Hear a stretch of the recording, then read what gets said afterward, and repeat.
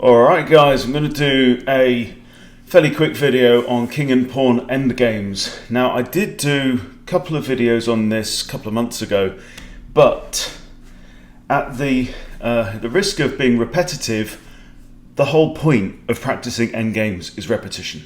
Okay, and I've also noticed now that chess.com has, under the puzzles tab, now has drills and endgames, and I don't know if I've noticed this before.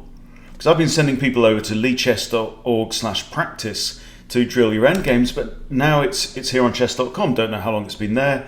Maybe I just missed it.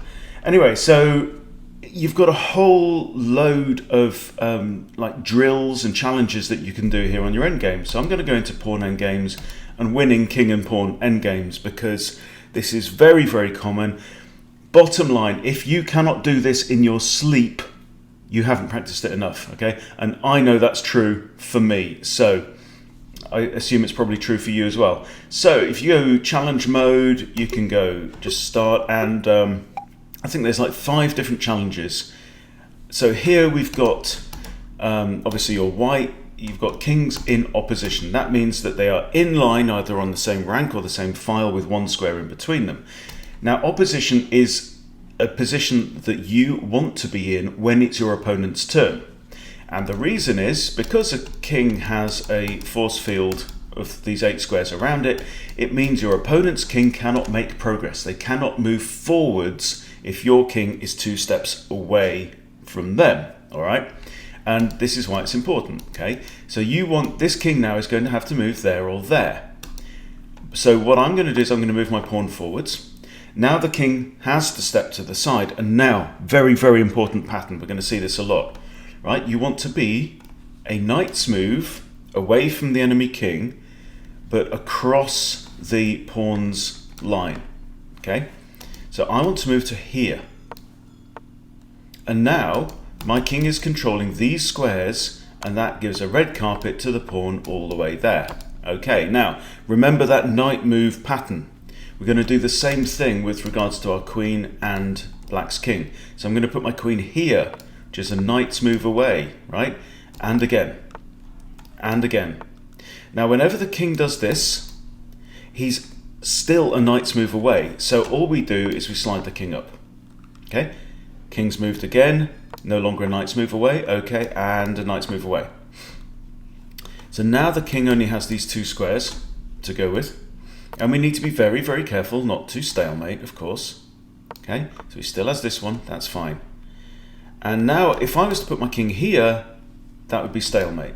Okay, so I'm not going to do that. What I'm going to do is I'm going to put my queen on the next rank, I guess, and forcing the king now, he's only got 1 rank, and now I put my king, let's say, here. Now, this is important as well. This will really help you. You know these 4 squares, these are the 4 squares that the knights would normally jump to, and they're also the corners of the middle 4x4 square, right? These squares, if you can put your king on one of those squares, it's a good idea, basically. So checkmate there. All right, now, again, we have opposition, but now I can't move my pawn forwards. So I need to do some other kind of waiting move. Okay, now, good. Knight's move, and it's very tempting here to move your pawn. Do not do that, right? Because with my king on here, I make the red carpet for the pawn. Okay, have to keep the enemy king from getting in front of that pawn. Okay, let's drill it again. Knight's move, knight's move, knight's move. King up. Knight's move, so king up. Again. All right. And now king here would be stalemate, so again glue it to the back rank, again go to the knight square, right, and queen in the corner, simple checkmate. Right, now we have a situation where the kings are a long way away from each other. So I'm going to start by moving my king forwards. Okay, now let's move again. Okay, now we are in a situation which is called distant opposition. So now if I move forward, my opponent can move forward and he has opposition. If I move there, he moves there, we have opposition. Okay, so there's not much I can do about that. Okay, so he's going to go to here, And now the kings are in line. Okay. So the opponent's king is in line with my pawn. So I have opposition, so now I'm going to move my pawn. Okay. And now he has to move to one side because he can't go to these. And now I take the knight's move across the line of the pawn. Okay. King is in line with the pawn. Take opposition. Moves away. Knight's move. King is in line with the pawn. Take opposition. Moves away. Knight's move. Okay. Now he's probably going to come after my pawn. But now I can play my king to here. So this is now horizontal opposition. Okay. And again, we need to avoid situations of repetition. Okay, tricky situation now. So I take opposition. We're in line. He has to go, and now boom. Okay, critical pattern to remember. Knights move away. Knights move away. Knights move away. King up. Knights move. Knights move. King up. King up. Always have to check that he's got another square to go to. Okay, and now put my queen here with check, put him on the back rank, and now he go here, he has the corner. And here now he has a2, and here now is checkmate. Okay, you get it? Right, now we have a situation where the kings are on opposite sides of the pawn. So again, I want to move my king up, okay? King's in line with the pawn, what do? We take opposition. He has to move to the side. Knight's move. Opposition. Knight's move. Opposition again. Move the pawn up. And now I come to here with opposition, so he can't go there.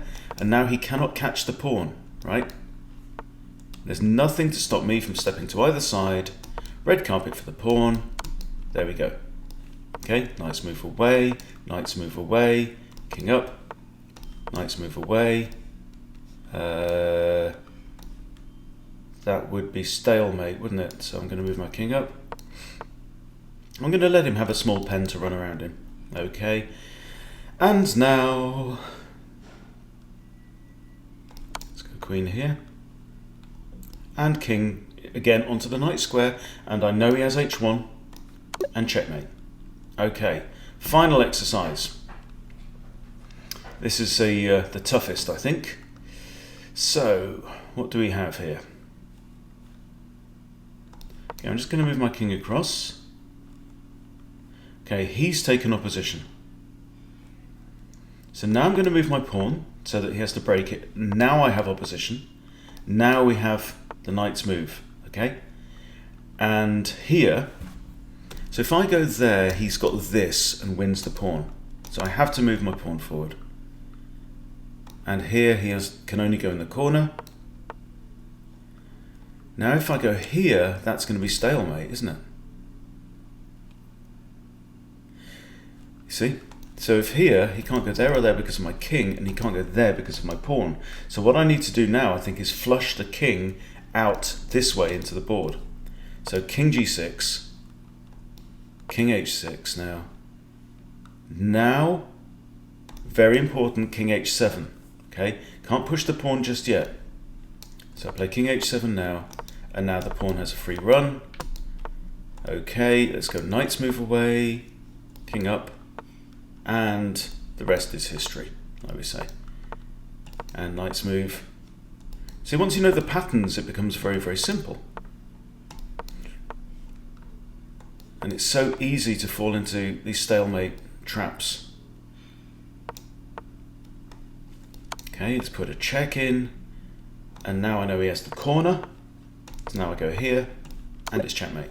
Okay, so there you go. That's some king and pawn versus king endgames. Like I say, if you cannot do this in your sleep, then you need to drill it, and drill it some more. I'm glad I've done this. I learn from this procedure.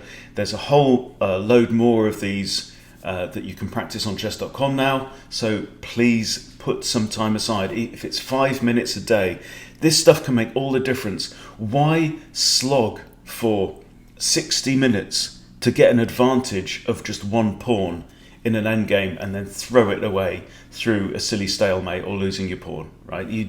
This is so important for winning one positions. And also importantly, there's a whole nother section that we'll come on to about drawing positions that you should be able to force a draw, okay, rather than lose. So there you go. I do really, really encourage you to load this up, practice it until you can do it every time without fail. Okay, so there you go. Thank you for watching. I'll see you soon.